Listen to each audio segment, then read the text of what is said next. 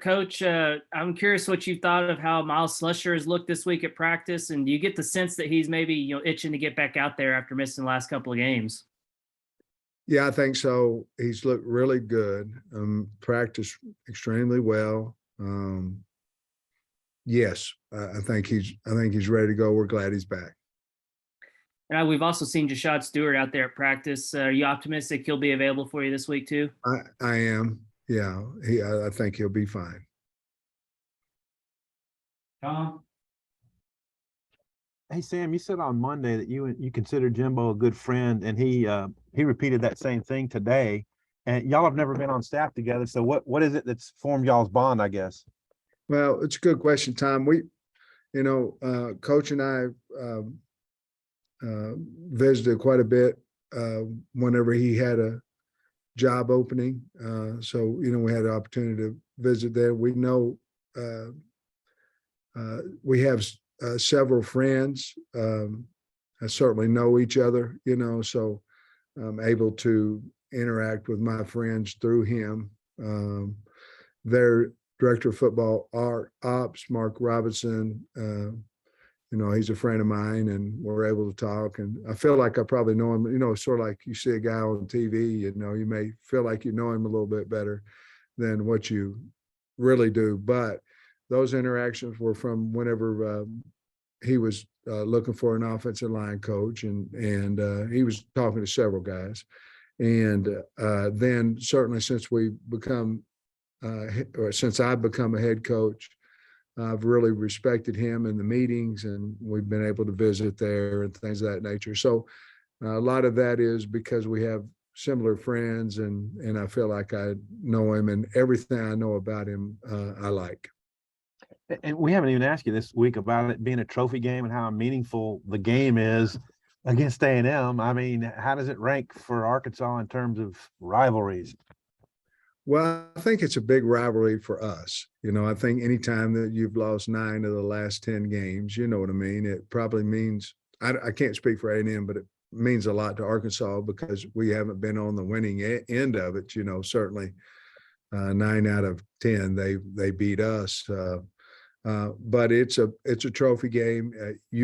As you well know, it's a big deal for us to win any of those trophy games. It's a huge deal, and we've gotten the trophy out this week and things of that nature, and obviously we got to take it down there. We certainly want to bring it back, but it means something to us. It certainly does.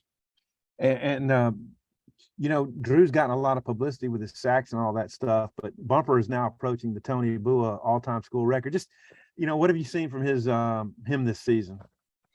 It would mean, I know it would mean everything to him if he could break that record. I mean, I know it would be. I think that was, to be perfectly honest with you, I think that was a big part of how we got him to come back. I told him, when I was talking to him today, I told him there's only one guy in the world can say that they have the most tackles ever in the history of Arkansas football. And there's not many of those things, in life. And how long, if he could get it, how long he could keep it, I don't know. But, he's such a good person and good kid. And I hope that he can get that record. I think it'd mean a lot to him. Bob? Hey, Sam, how you doing? Hey, Bob. Working on something on Zach Williams, and I guess you've had him now for 3 years. I'd forgotten this. When he got up here in January 2019, he was an early enrollee. He said he weighed 204 pounds. So just what do you thought of the time, since you've been here, what do you thought about his development in terms of physical and mental and just playing and all that stuff? Well, certainly they've done a great job. He has too, as well, in the weight room and the nutrition area. But Zach, he's playing faster. I think every year, a big part of that is we have to have you a little more urgent, a little faster, finish a little better. And he's playing well this year and doing those things that we've asked him to do to make him a better player. But I would say his quickness off the ball, his finishing, all those things are better this year. And certainly, I don't know what he weighs, maybe 265 or so, something like that, somewhere around there. He carries it awful well. And he had 2.5 sacks last year, which, that's not bad, but he's already got 2.5 now in 3 games. Well, what do you think about the increased pass rush? And he's graded out real well against the run too. Yeah, he really has. Again, he's played a lot of ball, and now physically he's big enough to do what his mind wanted him to do, if that makes sense. And so yeah, I'm really proud of him. I think he'll just continue to improve. He's playing extremely hard, so I'm happy for him. Okay, thanks. Right. Coach, you got a lot of new faces on this team that haven't taken a road trip with you guys before, technically a split crowd. But how do you guys prepare them for that, and what do you go over? Well, Trey, I'm happy that we played a night game last week, because our routine for a night game we've already done. So that I believe that helps us. It takes a little bit of the anxiety out of it. Travel wide, it's always kind of cool when you get on a plane, because there'll be, I don't know, several that's never flown, or if they've only flown once or something like that. And you look around, they're scared half to death, and all those things. And it's always kind of makes me smile, a little bit more so a few years back than now. It seems like everybody's flying around a little bit, but we did the movie. We'll go to the movies again. So crowd noise wise, I'm so happy that, we got speakers in our indoor now, and we cranked it up in the mid to high 90s. What do you call it? Decibels. And hopefully we've had it high enough this week, but we've really done a good job with crowd noise. And we've stayed inside all week. It's been hot. We brought in some cooling systems, and we've stayed inside, and we will again today. I think there might be a break in temperature, but we always go indoors on Thursday. So we may just stay. Our special teams have been outside, but in the mid 90s, we're not trying to wear them out, any more than what a typical practice would do. We saw Malik in this game a good bit. He played about a quarter's worth in this game last year, almost had a touchdown drive. And he's had success when he's touched the ball this season, but we didn't see him in the last game. I don't know if that's just because of the way the game played out or something, but you see continuing to use him in the role that you kind of outlined? Yeah, we have several personnel groupings with him in for this week. And it all depends a little bit how the game's going and different things of that nature. But we certainly are planning on using him in some formations. Thanks, Coach. Scotty. Hey, Sam, I know you love it when we throw Pro Football Focus numbers at you, but Bo Limmer is up there near the top in the country at the guard position. Just how is he playing so well? What's he doing to, I guess, grade out so well? I'm laughing, but he's playing really well. I mean, he's strong and he cares, and he's got the reps to feel confident. He's always had the athletic ability. So he's playing really well. He really is. And I think he's comfortable in there between, Wags and Stromberg, and, it says something about, guys consistently playing next to each other. They kind of understand. I had a kid one time, and he told me that his pro football grade was about 8% higher than what my grade was, and he got done, griping at me a little bit. And I said, well, tell your mom hi for me, that she works for Pro Football Focus, right, or no? And so I had a good time with him on it, but, I don't know if it was his mom or his uncle. I think I might say, well, tell your uncle hello for me. He works for PFF, doesn't he? And he got my point. But listen, they're a good program, and we use them too. We use them for anything that's good. We use it in recruiting, so we're all for it. I was just teasing the other day. Just sticking with Bo, do you have any good stories about him from the time you spent with him that maybe kind of told you who he is, what he's about? He's quiet. I really don't. It's hard to get him to smile much. He's pretty stoic kid. But in the weight room, he's a monster in the weight room. He's very, very strong and just a great kid, and really good family. And I wish I did. I don't really have any, Dalton Wagner, maybe I'd have a story or something, but the rest of them are pretty kind of stoic. Last thing for me, I guess Landon Jackson just seems like he keeps flashing at least once or twice a week. What have you liked about him? Getting quicker off the ball.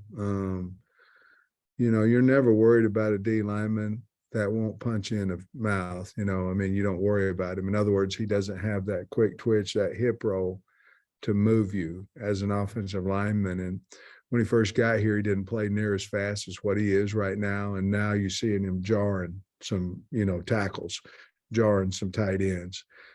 He's always been able to run now. But you know how it is. It's like, why does a guy, and I don't know this, but I'm thinking, why does a guy run a 400-meter versus a 100-meter? Well, maybe it's his start. I don't know, but maybe it's his start. And in football, it's the same way. The most important thing, in my opinion, as a defensive end is to have the body frame, but you have to get off the football. And I think that's the number one thing that he's improved on since he's been here. Coach Nate was wanting me to ask you about Texas A&M's punter. He's coming off a really good game, and y'all have got Bryce Stevens obviously had the big long return. What do you think of that matchup? And do you think Stevens having that return maybe changes opposing team's strategy against y'all? That one it has to affect it. It has to affect some type of strategy. They pinned I think Miami's starting field position. I don't know what it was, but I think it was less than the 20-yard line. And that had most to do with the punter. And so he's an outstanding punter. I think they're really good on special teams because they have, a great punt returner, great kickoff returner, and really good athletes. So, but I thought he was a major weapon last week in the win versus Miami for him. Bob?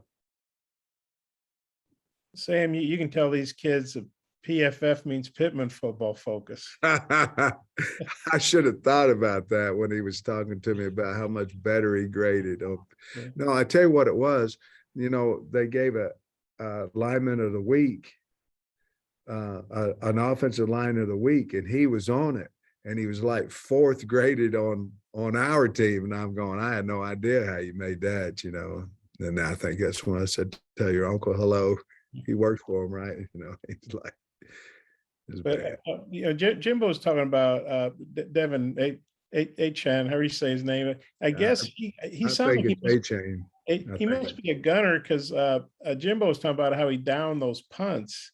And I don't know if you've watched punt coverage film or not, but what do you think about that? Having a guy like that? I mean, he seems like he can do it all. Well, he's fast. The guy's fast, and they're just using their best players everywhere on the field. They've got their linebacker who's a gunner on the punt team at times. They use their best players all over the place. I don't think that's unusual for them. And they've got one of their best, if not their best, top. They've got a great receiver returning punts. They've got their number one running back returning kickoffs. You know what I mean? So they're just trying to win games, and I'm sure they have good depth, so they're able to do that as well. And they had Nye Smith, he returned a kickoff for a touchdown against Appalachian State. I think that was A-Chain, I think, who returned that. Okay. Well, one of them did anyway. But you've been so good on touchbacks. How big is that people haven't returned much against you when the Aggies have. Well, it's huge. I mean, you either have to elect to kick it to the other returner, or you got to kick it out. You know, one or the other, and hope they fair catch it if you kick it to the other returner. The bottom line is you really don't want to cover kickoffs against Texas A&M. I mean, you'd rather give the ball to them on the 25, you know. So we'll see how we're kicking when we get down there. But it's a big, you know, we put Vito last year, we put him on scholarship just to kick the ball out of the end zone. And that's what he did. So it's very, very important. Thanks.